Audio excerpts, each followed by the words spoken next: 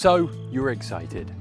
The sun is out and the snow is finally melting. Although we just got a dumping of about 15 centimeters of snow.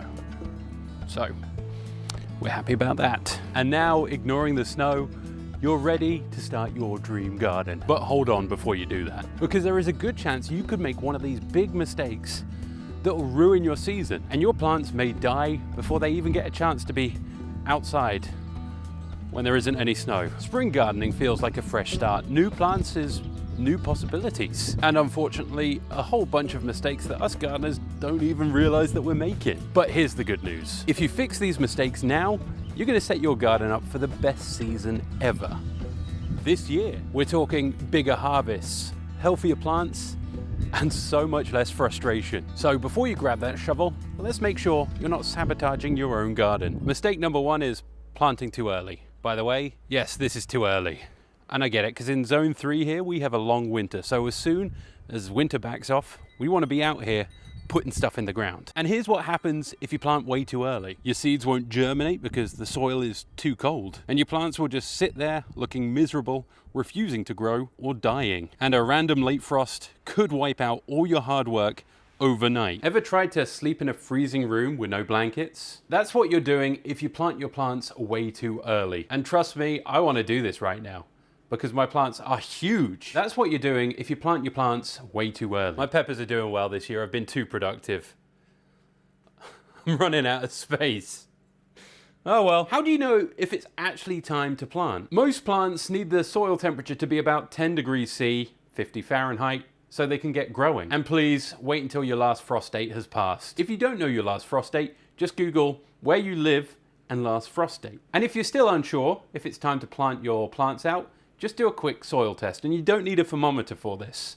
You just need a finger. Stick your finger into the dirt. If it's still cold and damp, wait a bit longer. If it feels warm and crumbly, it's go time. The bottom line of this mistake is patience now equals a better garden later. The second mistake that people make is skipping their soil prep. Now you might be wondering, why you're next to your fridge, Chris, if you're talking about soil prep?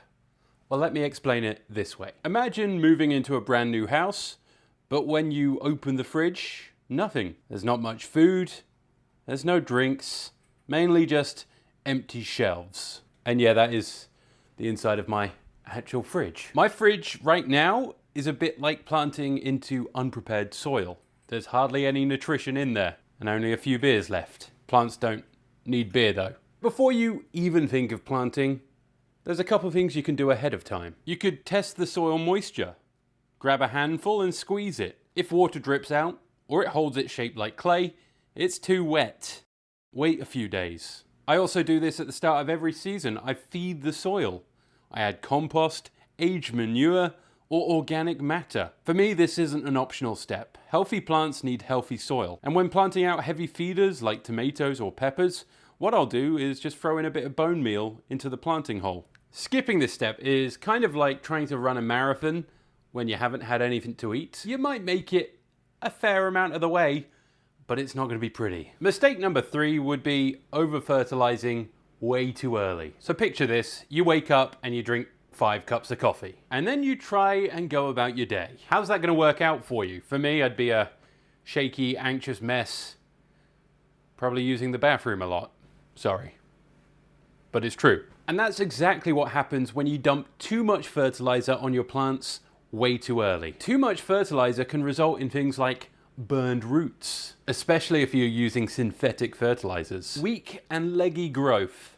All of a sudden they get a burst of energy and just run. And if you're using the wrong fertilizer at the wrong time, you could just end up with more leaves and less flowers and fruits. Your plants need slow and steady nutrition. And here's what to do instead.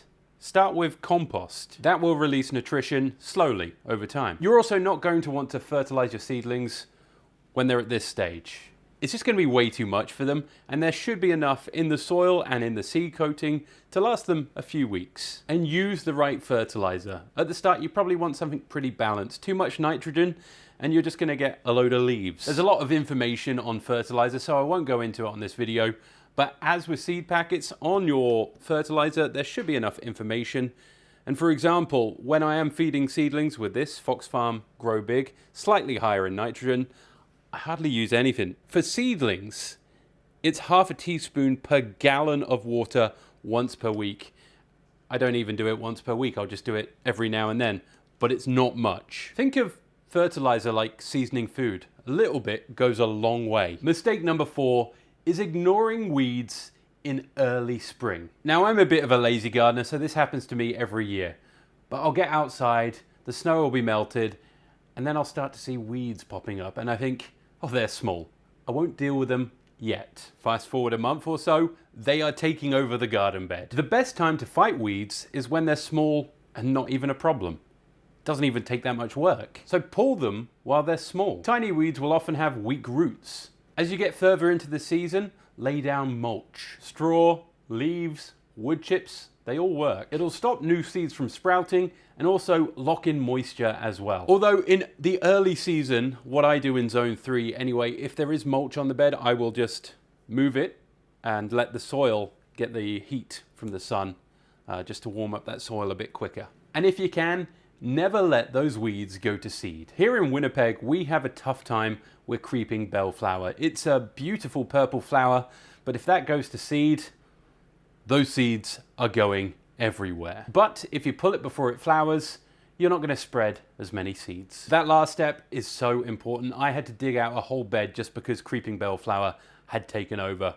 So if you're going to do anything in this video, do that. Pull weeds before they become a problem. Mistake number 5 is integral to make sure you have healthy plants, and it's to water the right way. Most people will either water too much or too little. If you water too much, you do run the risk of root rot. And if you water too little on some plants, it will just kill them. They won't recover. There is a very simple way of checking if your plants need water, and it involves your finger. All you've got to do, oh yeah, that's still moist.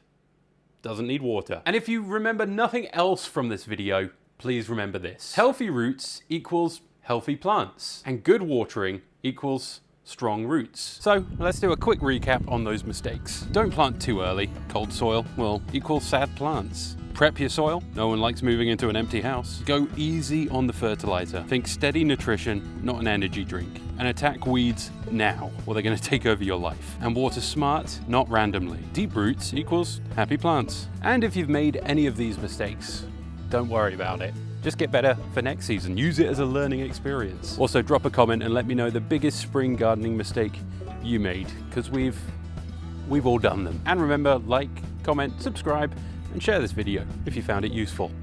And the video appearing on your screen right now is the one that YouTube thinks you're gonna like. So go check it out.